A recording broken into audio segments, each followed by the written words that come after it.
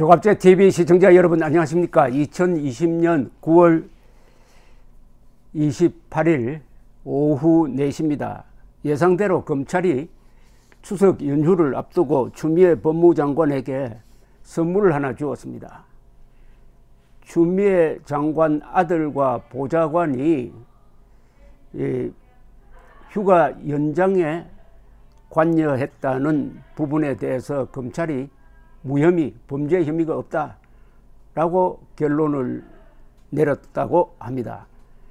그리고 이 아들이 복무했던 가추사 부대의 간부 2명만 군검찰로 송치했다. 이것은 군검찰에서 조사를 해달라는 뜻으로 보입니다. 서울 동부지검은 오늘 추 장관 아들의 가추사 복무 당시 병가 관련 의혹을 수사한 결과 병가 등 휴가 신청 및 사용 과정에서 위계나 외압이 있었다고 보기 어렵고 부대 미복귀는 휴가 승인에 따른 것으로 군무 이탈의 범의, 범죄 의도, 범위가 인정되기 어렵다.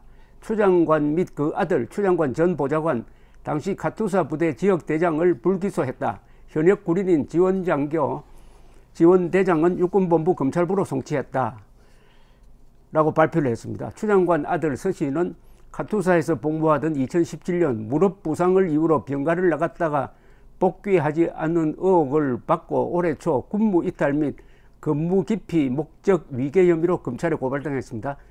추 장관은 아들의 군무 이탈을 방조하고 군 부대의 허위로 휴가 현장을 부탁한 혐의로 고발되었고, 추 장관의 국회의원 시절 보좌관인 최모 씨는 서 씨 부대 간부에게 전화를 걸어 서 씨의 휴가 연장을 부탁한 혐의로 고발이 되었습니다. 여기서 하나 확실한 것은 전화를 했다. 전화를 했다는 것은 이제 검찰 수사로서 확인이 되었습니다. 그동안에 이 보좌관이 전화를 했느냐 안 했느냐 이게 최대 쟁점이 되었습니다. 예컨대 지난 1일 국회 예산결산특별위원회 전체 회의에서 국민의힘 박형수 의원이 추 장관에게 이렇게 묻습니다. 보좌관이 전화했다는 내용이 보도되었다. 맞느냐? 이렇게 물었습니다. 그런데 그런 사실이 있지 않고요 라고 했습니다. 그런 사실이 없다고 하지 않고 그런 사실이 있지 않고요. 박 의원이 다시 그런 사실 없다는 것이 보좌관이 전화하지 않았다는 것입니까? 아니면 이런 내용으로 전화하지 않았다는 뜻입니까? 이렇게 딱 물으니까 추 장관은 어떤 내용을 제가 말씀드릴 수가 없는 상황 아니다. 그러니까 말씀드릴 수 없는 상황이다. 뭐 이런 취지의 이야기를 했습니다. 거듭 보좌관 전화를 그러면 보좌관이 전화를 하도록 지시를 했느냐라고 물으니까 보좌관이 뭐하러 그런 사적인 일에 지시를 하고 하겠느냐고 했습니다. 그러니까 보좌관에게 전화하라는 지시를 안 했다는 거죠. 야당 의원이 다시 직권 남용자가 될 수 있다고 다그치자 추 장관은 일반적으로라면은 맞겠지요. 그러나 그런 사실은 없다고 했습니다. 자신이 지시하지 않았다고 부인한 것으로 해석이 되었습니다. 그러나 추 장관은 보좌관이 군부대에 전화했느냐는 국민의힘 유상범 의원의 질문에 대해서는 진단서나 소견서 등을 언급하면서 직접 답변을 피했어요. 유 의원이 장관님 제 질문은 그게 아닙니다. 질문에 답을 하라고 하니까 추 장관은 발끈하면서 전화할 이유가 없다라는 취지로 이야기를 했습니다. 끝까지 전화를 했는지 안 했는지에 대해서 밝히지 않았어요. 이렇게 되니까 이제 전 보좌관의 전화 여부가 쟁점이 되었는데 이번 검찰 조사는 전화를 했다는 겁니다. 검찰 조사는 전화를 했는데 그게 범죄로 구성하기는 어렵다. 범죄로 구성하기는 어렵다. 이렇게 결론을 내렸습니다. 그런데 자세한 이 검찰 수사 결과 발표가 잇따라야 될 텐데 우선 제1보가 이렇습니다. 제1보가 이런데 여기에 대해서 또 이제 납득하지 못하는 사람들이 여러 가지 이제 반격을 제기할 것 같은데 일단 보좌관이 전화를 했다는 이 부분에 대해서 그럼 보좌관이 누구 부탁을 받고 전화를 했느냐?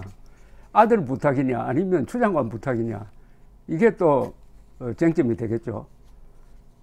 추 장관 부탁이면은 그게 어떤 범죄 혐의가 있느냐, 아들 부탁이면 또 어떤 범죄 혐의가 있느냐, 이런 문제. 그때 또 당직 썼던 이 현 병장이라는 사람 뭐 이 진술과 이번 수사 결과가 어떻게 연관이 되느냐. 그때 당직 썼던 병장은 일단 미복귀 상태였다, 탈영 상태였다. 그래서 집에 전화를 했다, 빨리 들어오라고 했다. 그러니까 기록상은 그때까지도 당직 서는 사람이 휴가인 상태를 몰랐다. 그런데 나중에 다른 사람이 오더니 휴가로 처리하라 해서 사후 처리가 되었다. 그리고 그 당시, 그게 아마 2017년 6월 25일이죠. 6월 25일 당시 리얼타임에 그 상황이 탈영 상태였느냐, 아니면은 그 당시에 휴가 허가가 난 상태였느냐. 휴가 허가가 났는데 당직에게는 전달이 안 된 사무 착오냐 하는 게 이번에 또 명쾌하게 해명이 되어야 할 것 같습니다. 어쨌든 이 추미애 장관이 최근에 있었던 이 어업지도원 총살 사건에 가려져 가지고 아주 한 일주일 동안 뉴스에서 사라진 틈을 타고 검찰이 아주 신속하게 결론을 내렸습니다. 이 검찰이 정치적 강박이 뛰어나다는 걸 알 수가 있습니다. 그리고 고발 받아가지고 수사를 착수함에 있어서 압수수색을 최근에 했습니다. 압수수색을 제일 먼저 해야 되는데 이게 수사하는 방식이 보통 사람에게 하는 수사와는 좀 방식이 다르죠. 정치적 판단에 능한 검찰의 신속한 결론 맺기, 그것도 이 남북관계가 어려워져서 뉴스에서 잠시 밀려있는 상황에서 정광석화처럼 결론을 내리고 추미애 아들 보좌관 무혐의, 카투사 간부만 군 검찰 송치, 이런 제목이 나오도록 상당히 고심한 흔적이 나옵니다. 근데 그 고심이 정의를 세우기 위한 고심인지 이 정권을 위한 고심인지는 아마 곧 판명이 날 것이라고 생각을 합니다. 또 하나 의문은 국방부 내부조사에 의하면은 이 서씨의 부모가 국방부에 민원을 넣었다. 민원을 넣었는데 해당 부대에서 이런 식으로 답변했다 하는 기록이 있었습니다.